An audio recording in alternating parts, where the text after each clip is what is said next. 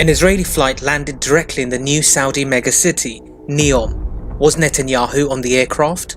It's highly likely, as Crown Prince of Saudi Arabia Mohammed bin Salman and Mike Pompeo were in NEOM at the same time. The leak of Prince Mohammed bin Salman's meeting with Netanyahu is definitely intentional from Israel. An executive jet was used for the direct flight from Tel Aviv, which was quickly spotted on open source flight trackers. Israeli censors made no efforts to block reporting on the so-called secret trip. Media, they're saying that Prime Minister Netanyahu met with Saudi Crown Prince Mohammed bin Salman in Saudi Arabia. The Saudis are denying this, but surely if there's any truth to this whatsoever, it's going to be very hard to roll back President Trump's peace moves in the Mideast. From Saudi religious scholars to influential media personalities, Saudis are running towards Israel for protection. ولكن نريد أن نرى يعني إسرائيل بصفة الصديق وليس العدو، ضد العدو الإيراني وضد الأطماع الاستعمارية العثمانية في المنطقة. Are they scared of Turkish and Iranian influence in the region? Probably, but there's also something else. Did the Crown Prince meet Netanyahu without permission from the King of Saudi Arabia? If so, what would have been discussed at the meeting between Netanyahu and Mohammed bin Salman?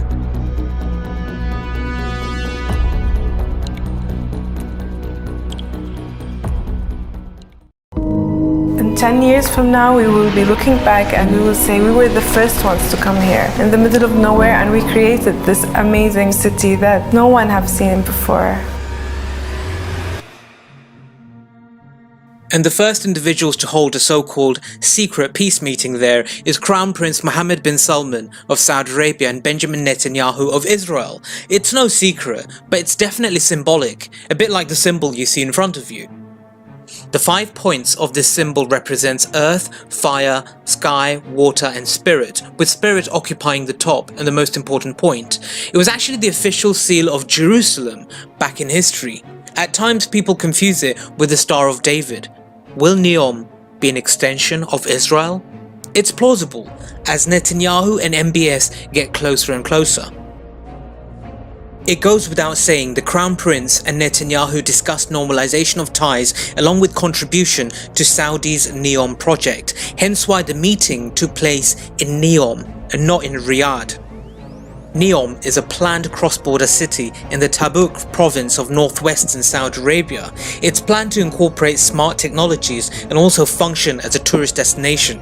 Saudi Arabia wants to move away from religious tourism, something they've been relying on for revenue for years. This is a perfect opportunity to create something big without having to rely on religion and oil.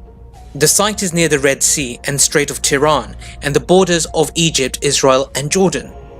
From Netanyahu's point of view, it's very important to exert as much Israeli influence as possible in NEOM through Israeli startup technology, and even through Israeli citizens obtaining dual nationality of both Israel and Saudi Arabia through NEOM.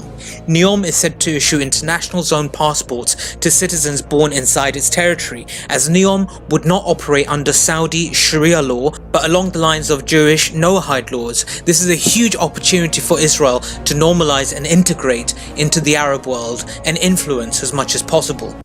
We can try certain things out, and we can try it out without being held back by existing infrastructure, plus being allowed new types of legislation. So we have full legislative authority, and we've been asked by His Royal Highness the Crown Prince of Saudi Arabia, write this legislation in the most investor-friendly way and in the most future-oriented way. And this is what's currently happening. There's a big work stream underway with, two major international law firms working on that. And it's influenced also by the conversations that are happening in parallel with investor firms.